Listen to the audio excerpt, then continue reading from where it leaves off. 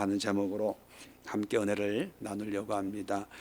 오늘 본문에 소개되고 있는 사람은 고넬료라고 하는 사람입니다. 이 사람에 대해서 1절에 간단하게 소개하고 있지요. 이달리아 부데라 하는 군대의 백부장이라, 로마 군대의 백부장이라는 것입니다.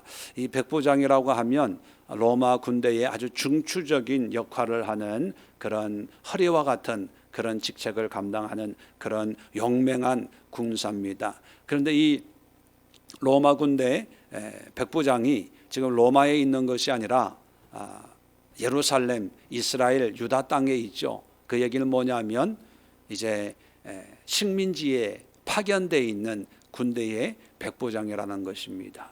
그러면 본국에 있을 때도 백부장의 지위가 아주 중추적인 역할을 했는데 식민지에 오면 그 영향력이 훨씬 커지게 되겠죠.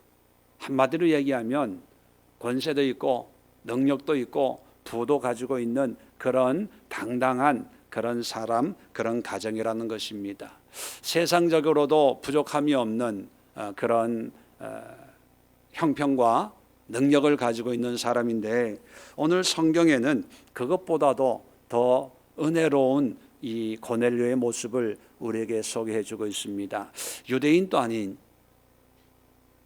이 이방인인 이 고넬료가, 그리고 식민 지배를 하고 있는 이방인인 이 고넬료에게 임한 은혜가 어떤 은혜가 있는지 함께 살펴보면서 오늘날 우리에게 필요한 은혜가 무엇일까? 내가 살아가는 데 있어서 정말 하나님 앞에 은혜로다, 참 은혜로다 할 수 있는 그런 모양과 모습이 어떤 것인가 함께 살펴보면서 오늘은 이런 은혜를 누릴 수 있도록 함께 기도하는 시간 갖도록 하겠습니다. 그리고 이 땅을 위해서, 한국교회를 위해서, 이 시국을 위해서 하나님 이런 은혜를 이 땅에 허락해 주옵소서. 함께 기도하는 중보하는 시간을 가지려고 합니다. 첫 번째 10장 2절 보니까 그가 경건하여, 고넬료가 경건한 사람이라는 것이죠. 여러분, 경건의 정의를 지난 주일에도 한번 말씀드린 것 같은데 여러 가지 정의를 내릴 수 있지만 가장 은혜로운 그리고 의미 있는 정의가 뭐냐면 경건이란 뭐라고요? 하나님께 집중하는 것. 그게 경건입니다. 함께 집중한다는 것은 뭐냐면 그냥 세상 일 안 하고 골방에 들어앉아서 기도만 하고 말씀만 보는 것이 경건이 아니고 모든 걸 통해서 누구를 바라봐요? 예수님을 바라보고 하나님을 바라보고 모든 걸 통해서 하나님을 의식하고 예수님을 의식하는, 그래서 모든 것을 하나님께 집중하면서 모든 사물을 판단하는 것이, 그것이 경건의 의미라는 것입니다. 오늘 내가 이런 일을 겪었습니다. 기분 좋은 일이 생겼어요. 그냥 막연하게 기분 좋은 것이 아니라 하나님이 나에게 이런 일을 통해서 위로하시는구나, 소망을 주시는구나, 하나님의 은혜구나, 이런 것을 깨닫고 하나님 앞에 고백하고 그런 확신으로 살아가는 것이 경건이라는 것입니다. 대표적인 것이 예수님의 경건은 어떤 모습이었습니까? 하늘을 봐라, 들판을 봐라, 나는 새를 봐라, 그러면서 들꽃 하나도 솔로몬의 영광보다 더 아름답지 아니하냐? 하늘에 나는 저 참새 한 마리도 하나님이 먹이고 입히시거든 하물며 너희일까 보냐? 모든 사물, 사건, 현상을 통해서 하나님과 연관 지을 때 그것이 경건입니다. 그러면 경건 훈련이라는 것은 어떤 것일까요? 작은 것, 보잘것없는 걸 통해서도 하나님과 연결해서 하나님의 은혜를 생각하고 하나님의 뜻을 생각하고 하나님의 섭리를 깨닫고 고백하고 찬양하고 선포하는 것이 경건 훈련입니다. 어떤 분들은 경건 훈련하면 말씀만 묵상하는 그것만이 경건 훈련이라고 생각하는데, 물론 모든 것 중에 말씀도 포함되는 거거든요. 근데 말씀만이 아니라 또 모든 보험사를 통해서 경건의 훈련을 해야 됩니다. 그런데 이 고넬료라고 하는 로마 군대의 백부장이 이런 삶을 살고 있다는 것이 놀라운 거지요. 이방인들도 이렇게 살고 있는데 하물며 유대인인, 또 하물며 하나님을, 예수님을 구주로 영접한 우리 택한 백성들이 이러한 경건의 삶을 살지 않는다면 더 이상한 거 아니겠습니까? 오늘 기도하시면서 여러분의 삶의 경건에 대해서 한번 살펴보십시오. 보는 대로, 듣는 대로, 느끼는 대로, 감정적으로 모든 걸 판단하는 것이 나의 모습이 아닌가. 그렇다면 경건의 훈련을 통해서 하나님의 뜻으로 하나님과 연결해서 하나님의 섭리 가운데 모든 것을 생각하고 판단하고 기도하는 그런 경건의 은혜를 허락해 주옵소서. 함께 기도할 수 있기를 바랍니다. 두 번째, 고넬료에게 임한 은혜가 뭐냐면 온 집안과 더불어 하나님을 경외하며, 자, 온 집안, 혼자만 믿음이 있는 것이 아니라 온 가족들과 더불어서 하나님을 경외한다는 거예요. 그냥 단순히 하나님을 믿는다 이렇게 표현하지 않고 믿는 것보다 더 구체적으로 경외라는 표현을 쓰고 있습니다. 이것은 뭐냐면 하나님을 두려워하고, 경외라는 게 무서워한다는 의미보다는 하나님을 두려워하며 높이는 것을 경외다 이렇게 의미하지요. 그러면 고넬료는 하나님을 믿는데 어떤 마음으로 믿냐 하면 경건한 마음으로 하나님을 두려워하고 높이고 존귀하게 여기는 그런 신앙의 은혜를 누리고 있다는 것입니다. 물론 믿음에도 여러 가지 모습이 있습니다. 예수님을 친구처럼, 예수님을 하나님 아버지처럼, 또 예수님을 나의 동반자처럼, 나는 예수님의 신부고 예수님은 나의 남편, 여러 가지 그런 개념의 믿음의 모습들이 있습니다. 그런데 가장 기본적인 것은요, 경외함입니다. 그냥 친구가 아니라, 그냥 동반자가 아니라, 그냥 나의 아버지가 아니라, 그저 나의 신랑이 아니라, 신랑은 신랑이지만 그 속에 밑에 깔린 경외함이 있어야 돼요.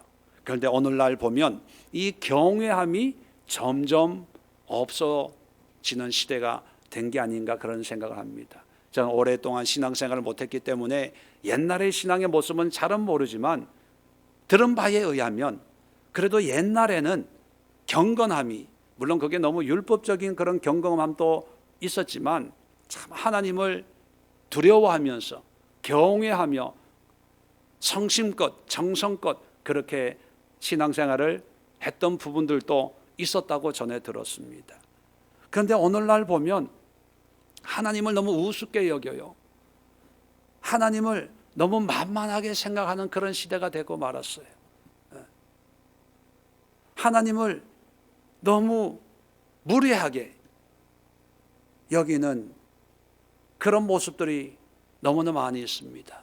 왜냐하면 세상이 다 인본주의로 흘러가다 보니까 내가 편해야 되고, 내가 좀 내 마음에 들어야 되고, 내가 하고 싶은 대로 그러다 보니까 하나님은 이제 열 손가락에 들지 않고 나중에 최후의 선택이 하나님이고, 그 다음에 내 생각에, 내 감정에, 내 느낌에, 내가 하고 싶을 때, 내가 그런 마음이 들 때,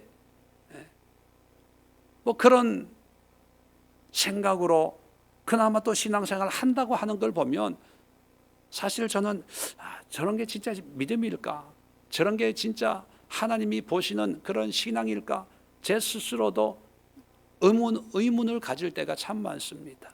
여러분, 이 시간 기도할 때 하나님을 그냥 믿는 것이 아니라 경외함으로, 하나님을 섬기는 마음으로, 두려워하면서 하나님을 높이는 마음으로 우리의 마음과 생각과 예배의 태도와 기도의 태도와 삶의 태도가 주님 앞에 올바른 그런 삶의 모습으로, 신앙의 모습으로 하나님 앞에 드릴 수 있는 그런 우리의 신앙을 위해서 함께 기도하시고, 이 시국을 위해서, 이 때를 위해서 함께 기도할 수 있기를 바랍니다. 세 번째, 고넬료에게 임한 은혜가 백성을 많이 구제하고. 참 놀라운 것이 고넬료는 언제 성경 공부를 누구에게 했는지 모르지만 하나님을 사랑하고 경외하고 그리고 내 이웃을 내 몸과 같이 사랑해라. 자, 그걸 실천하기 위해서 백성을 많이 구제했다고 성경 기록하고 있습니다. 그러면 이 백성은 누구를 지칭하는 걸까요? 자기 나라 로마 시민을 의미할까요? 아니면 식민 지배받고 있는 유다 사람들을 의미할까요? 유다 사람들을 의미하겠죠. 쉽게 표현하면 이런 뉘앙스가 있는 거예요. 일본 순사가 조선 사람들을 많이 구제하고 이렇게 세금 걷어가는 걸 뭐라 그러죠? 공물이라 그러나요? 이렇게 세금 막 전쟁에 왜 이렇게 뺏어가는 것들도 이렇게 감해주고 그랬다는 거예요. 고넬료가. 근데 그것이 그냥 성품이 후덕해가지고 인격이 고매해가지고 그런 것이 아니라 하나님을 믿는 믿음으로 말미암아 백성들에게 많은 구제를 하는 그런 삶이라는 거예요. 한 번, 두 번 하는 것이 아니라 그것이 이 고넬료의 일상의 모습이었다는 것입니다. 예수님께서도 그런 말을 하셨다고 그러죠. 받는 것보다 주는 게 복이 있다. 이 복이란 행복을 의미하는 거예요.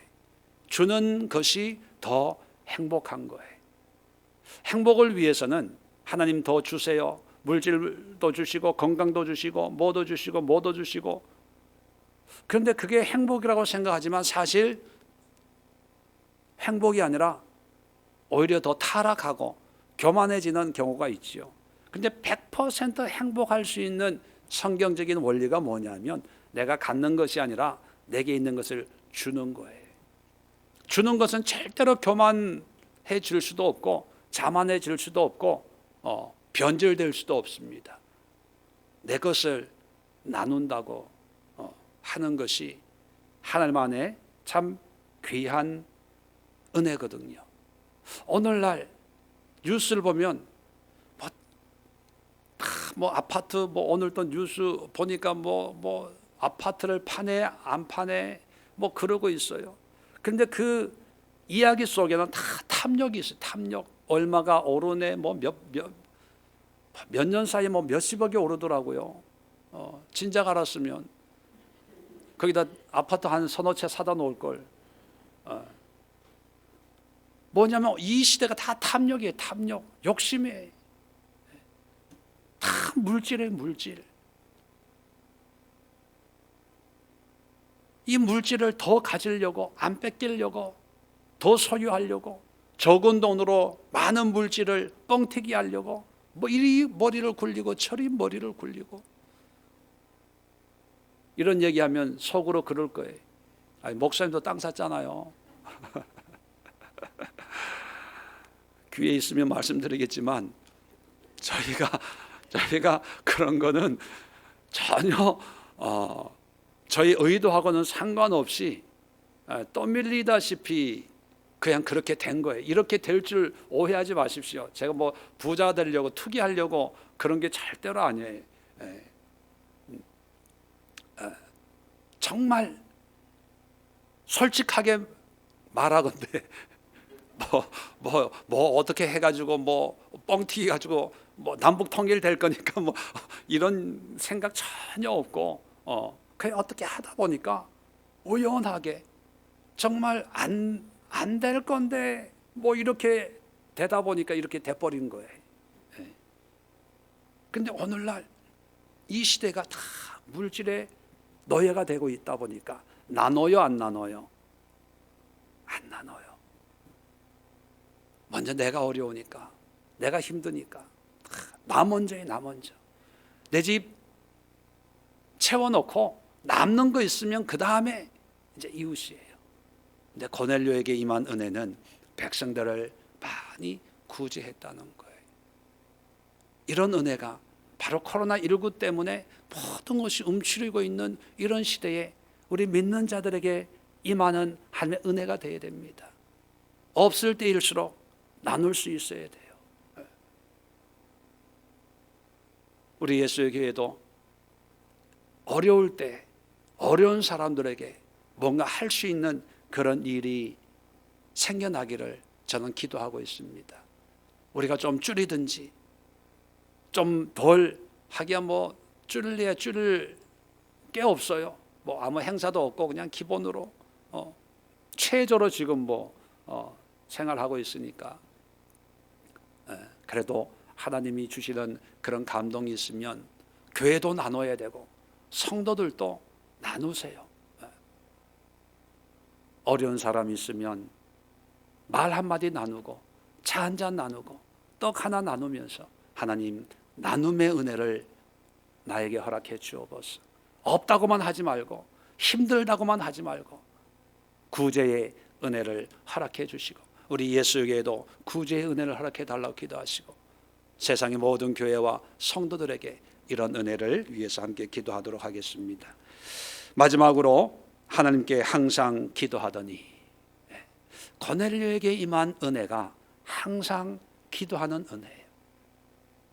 그래서 고넬료에게 어떤 축복이 어떻게 임했냐면 기도하는 가운데 임했다는 거예요. 3절 보세요. 하루는 제9시쯤 되어 환상 중에 밝히 보매. 그러면서 하나님의 사자를 만나서 베드로를 만나게 되고 온 가족들이 세례받는 성령의 세례를 경험하는 그런 은혜를 누리게 되었다는 것입니다. 항상 기도했다는 것은 뭐예요? 하루 이틀 기도한 게 아니라 꾸준하게 기도했다는 거예요. 그런데 한 번, 두 번 기도해도 성령이 임해요? 안 해요? 안 해요. 항상 기도했더니만 어느 날 하나님의 사자를 만나고 베드로를 통해서 성령의 은혜를 누리게 되더라는 거예요. 이건 제가 뭘 얘기하려고 하냐면 뭔가를 구하기 위해서 기도하지 말고 그냥 기도가 삶이 되는 그런 신앙생활을 해야 됩니다. 어떤 분들은 문제 해결을 위해서 기도해요. 문제가 있으면 기도하고 문제가 해결되면 이제 방학. 그러다가 어느 날 갑자기 기도회에 나타났다. 그럼 무슨 문제가 있구나. 그리고 소리 없이 사라졌다. 해결됐구나. 그러면 제가 그분을 위해서 어떻게 기도할까요? 어떻게 기도할까요? 상상이 되시나 봐요. 웃는 거 보니까. 그분을 기도시키기 위해서는 다른 방법이 없어요. 주여 문제를 주옵소서. 환난을 주옵소서. 그렇게 기도할 수밖에 없는 거예요. 기도는요 꾸준하게 하는 거예요. 다 아는 얘기지만 기도는 영혼의 호흡이다 그런 말까지 있지 않습니까? 호흡을 쉬면 죽는 거예요. 기도가 쉬면 그건 죽는 거예요. 영적인 죽음이지요. 이방인인 고넬료도 어떤 특별한 그런 은혜가 없고 자꾸 주머니에서 자꾸 구제하러 돈은 나가고 이방인으로 하나님을 믿으니까 하나님의 자녀라고 하는 유대인들을 함부로 대할 수도 없지 않겠어요? 또 양심의 어떤 신앙적인 양심이 또 있으니까 처신하기가 더 힘들었을 수도 있어요. 그런 불편함을 감수하면서도 꾸준하게 하나님을 믿고 하나님의 은혜를 귀하게 여기고 이 은혜를 끝까지 붙잡았더니만 그 이름이 성경에 기록된 거예요. 참 이런 거 보면 참 고시성이 좋은 것 같아. 고넬료. 저희 교회는 고시가 없어서 이 시간 기도합시다. 많은 필요한 은혜가 있겠지요. 당면한 문제 해결에 대한 응답의 은혜도 필요하겠지요.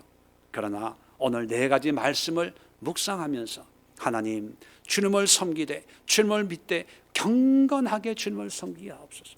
주님 앞에 나의 마음가짐, 나의 생각, 동작 하나, 태도 하나하나가 하나님 보시기에 올바른 경건한 그런 신앙의 은혜를 허락해달라고 기도하시고 하나하나 묵상하시면서 여러분의 신앙과 여러분의 마음에 비춰보시고 회개할 부분이 있으면 회개하고 고백할 부분이 있으면 고백하고 통에 자복할 부분이 있다면 가슴을 치면서 하나님 앞으로는 이렇게 살겠습니다. 말씀에 순종해 살겠습니다. 기도할 수 있기를 바랍니다. 코로나19로 온 세상이 어려운 가운데 있습니다. 이런 시국에 하나님의 주시는 은혜가 무엇일까요? 성경적인 이런 고넬료가 누렸던 이런 은혜를 통해서 성령을 경험하고 그 영혼이 구원받는 것이 이 시대에 필요한 하나님의 진정한 긍극적인 은혜가 아닐까요? 그런 마음을 가지고 우리 한국교회를 위해 기도하시고 우리 한국교회 그리스도인들을 위해 기도하시고 온 세상의 두려움과 염려 가운데 있는 이름 모르는 그런 성도들 한 사람 한 사람을 위해서 하나님 고넬료에게 임했던 은혜를 저들에게도 허락해 주옵소서. 우리 간절한 마음으로 중보하며 이 시간 기도하도록 하겠습니다. 제가 기도하겠습니다.